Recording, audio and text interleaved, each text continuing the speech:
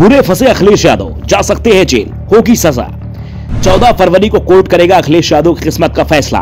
अखिलेश यादव के साथ ओवैसी भी मुश्किल में फंसे। समाजवादी पार्टी इस समय मुसीबत में दिखाई दे रही है। अखिलेश यादव के पास जब से समाजवादी पार्टी कमान आई है, पार्टी को सिर्फ हार ही हार मिल रही है।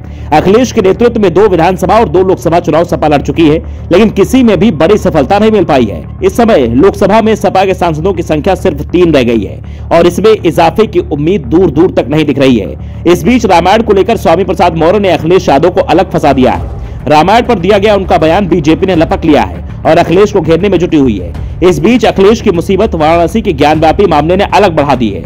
उनके ऊपर हेट स्पीच का एक मामला दर्ज हुआ है। अखिलेश के साथ ही एआईएमआईएम चीफ असदुद्दीन ओवैसी, उनके भाई के खिलाफ भी वाराणसी के एमपी एमएलए कोर्ट में एक बात दाखिल किया गया था।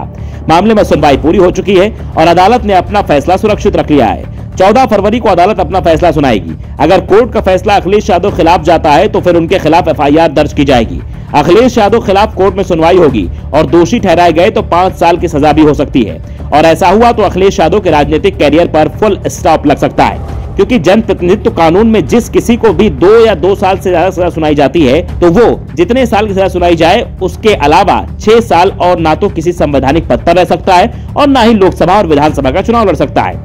यानी अखिलेश यादव का राजनीतिक कैरियर अब अदालत के फैसले पर टिकता दिख रहा है। वकील अजय प्रताप सिंह ने बताया कि इस मामले में एविडेंस के तौर पर पेपर की कटिंग व लोगों के बयान को दर्ज कराया गया है। अगर फैसला हमारे पक्ष में आता है तो इसमें सबसे पहले एफआईआर दर्ज होगी। इसके बाद थाने की ओर से पुलिस विवेचना करेगी। विवेचना करने के बाद अगर इन अभियुक्तों को दोषी पाया जाता है तो गिरफ्तार किया जाएगा, जिसमें 5 साल तक की सजा हो सकती है। यानी अखिलेश यादव को जेल भी हो सकती है। दूसरी ओर इसे लेकर समाजवादी पार्टी में अभी से ही बेचैनी दिखाई दे रही है।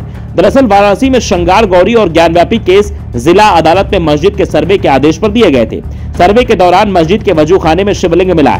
सुप्रीम कोर्ट के आदेश पर वो पूरा स्थान सील कर दिया गया था। इस शिवलिंग की आकृति पर ही अखिलेश यादव ने बयान दिया था, जिसे हेट स्पीच माना जा रहा है और बहुसंख्यक वर्ग की धार्मिक भावनाओं को ठेस पहुंचाने की शिकायत सपा चीफ के खिलाफ की गई है।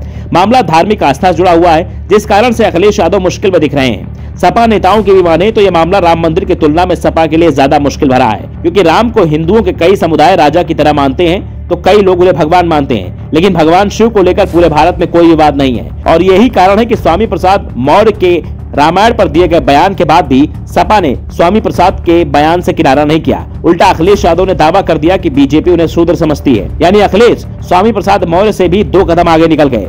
लेकिन शिवलिंग के मामले में अखिलेश यादव ने भी इसके बाद कोई बयान नहीं दिया है। यहाँ तक कि पार्टी के दूसरे कार्यकर्ताओं ने भी अखिलेश यादव के बयान का समर्थन नहीं किया, जिसके बाद ये साफ हो गया है कि अखिलेश बुरी तरह फंसते हुए दिख रहे हैं। अब उनके राजनीतिक कैरियर का फैसला कोर्ट को सुनाना है।